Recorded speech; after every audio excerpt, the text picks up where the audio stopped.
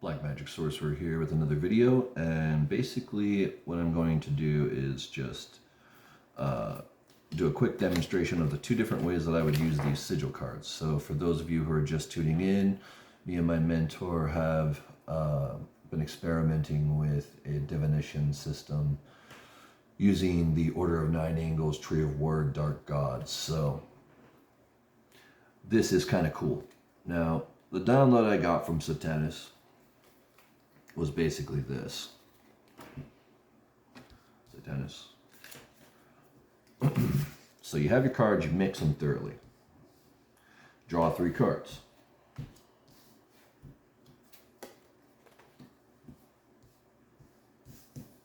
Perfect. So,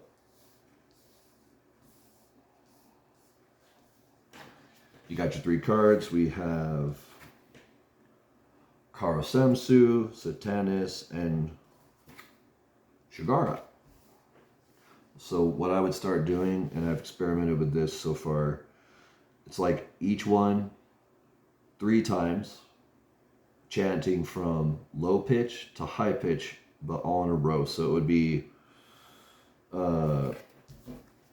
something like this is the way that I would handle it. It would be Shigara, Shigara, Shigara, Satanis, Satanis, Satanis, Karasamsu, Karasamsu, Karasamsu. So the challenge is, as you're chanting each name, to visualize the sigil as perfectly as possible in your head, and then to also change to the next sigil as you're chanting. So this will start out very slow, because you want the chanting and the visualization to synchronize. And the reason is you're going to be building a lot of energy by invoking 3 spirits at once. So as you start to feel that they are more present and that you are getting a lot of energy out of it, one of the things that I would do is, what am I trying to say here? Start trying to direct that energy towards whatever the goal is in mind. If it's just energy, then one of the things that I would do, especially with sigils, which I've been doing for a long time, is would say that this is a spirit of lust. I'm going to say, okay, spirit of lust, this is what I want, etc. in my mind, and I'm going to have that, I guess you would call it, feeling of lust in your sacral chakra, or whatever produces lust.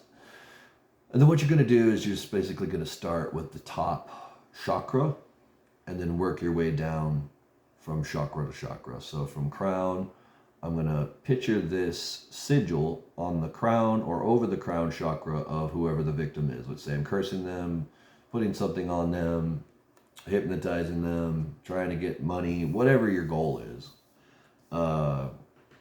You can directly insert sigils into chakras, and then what will happen is then the entire system will become overloaded with these spirits' energy in each chakra, which is a shocking thing to do to the chakras. So it's in pitch, being whisper to speaking volume, then take the spirits inside of you and continue the same game silent. So, you know, Shigara, Shigara, Shigara, Satanis, Satanis, Satanis, Karasamsu, Karasamsu, Karasamsu. And as you're looking at each one of these cards, close your eyes, you see the symbol, switch to Satanis, close your eyes, see the symbol, and all the while you were chanting. So what this will do is this will bring the spirit on the outside with the chanting, and then it'll bring it on the inside when you turn it internally. So if you know the definition of each spirit you're pulling, you may want to experiment with putting the appropriate spirit in the appropriate chakra and doing the vibrations. I like to vibrate the names. The books talk a lot about singing them in a certain pitch. I guess it would be like Shigara opposed to Shigara.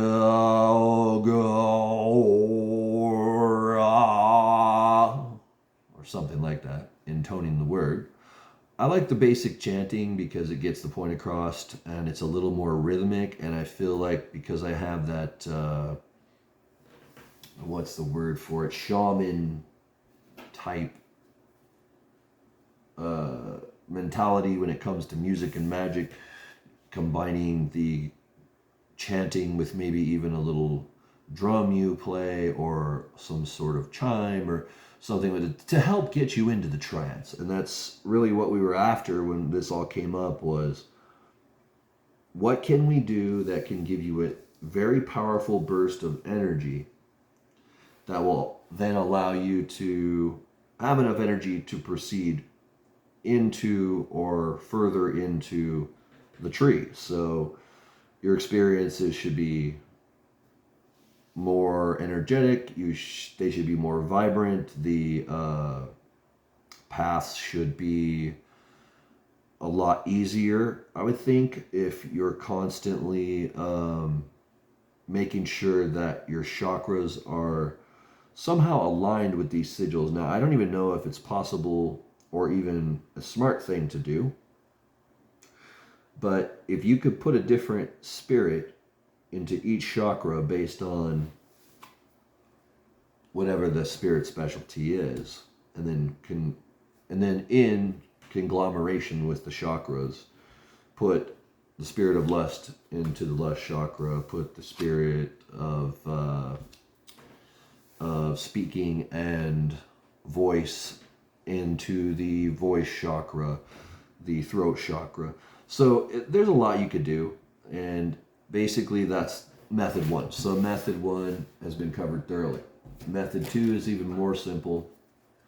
It involves your tarot deck. So like I did earlier, one of the things I'm going to do is I'm going to make one of the dark gods basically the controller of the spread. So let's say I pull, Satanus keeps popping up again. There she is. He is.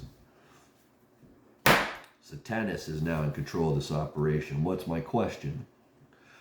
Are these cards going to be efficient, effective? Are they going to work well? Are we going to get a lot out of using this system for divination? So now we have our 10 card spread. Use whatever deck you like. Keep it simple. Celtic cross, Celtic cross, whatever you want to call it. Or I like the Deviant Moon spread, the Suicide spread. So now what is happening? Now, when I drew this card, I'm obviously going to be concentrating and trying to invoke Satanus to come and give me guidance about how to interpret this spread. So it means that this is really Satanus' spread. So you have invoked Satanus, then you go to your deck, you shuffle, now Satanus is in control. Position 1, King of Pentacles. Excellent. Position 2, Two of Cups. Position 3, I love this card. It's a positive card. Money. It shows a magician practicing their skill. And that's basically what we're doing. The Emperor. Another card that I really kind of associate with demons. King of Cups. Not a bad card. This card's kind of funny. Now, it's just an example how different the tarot can be. There's a lot of pentacles in here, so I'm pretty positive about this.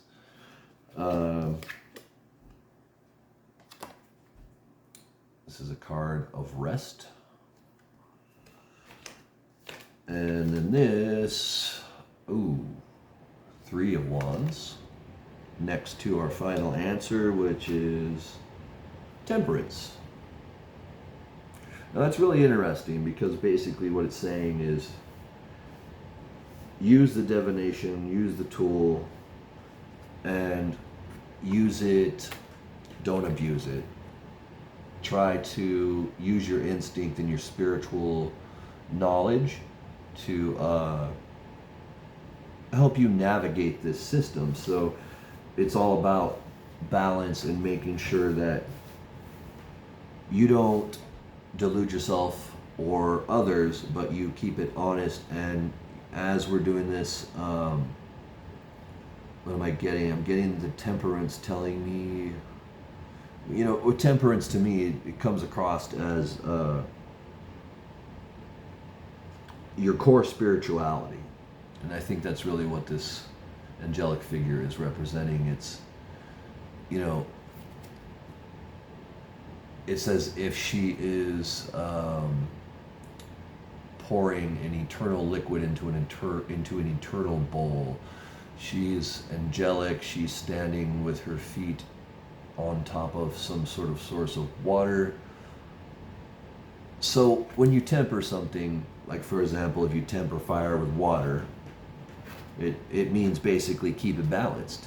It means keep the magic balanced, and that is what I got from Satanist just right now. That's how I would do that spread. And obviously, if you've seen me read before with my cards, one of the things I do is I do pull additional tarot cards and put them over whichever card I'm concerned about if I don't quite understand why it's in that position or why the definition of that card is not really resonating with me. So it's a cool way to use the dark gods to give you energy, insight. I think it's a great way, and I don't know why, but I get the feeling that there are other spirits that haven't been labeled yet that are in the tree, almost like there's a sub-layer of spirits there, and I wanted to share that with you. So anyway, Tree of Word, Order of Nine Angles, new sigils, basically a new divination system other than using my card and pendulum.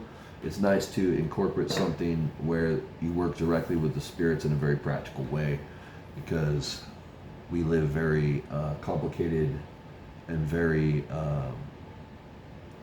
full lives that are often busy and full of things that we don't want to do that distract from our magic, and sometimes we just need a fucking hit, almost like someone that takes adrenaline before they go to a running match. You just need that little boost sometimes before you practice magic.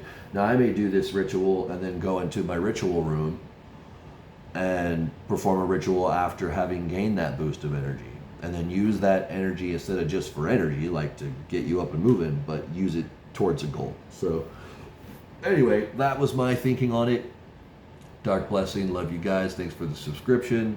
Thank you to my mentor, Carrie, and dark blessings, my friends.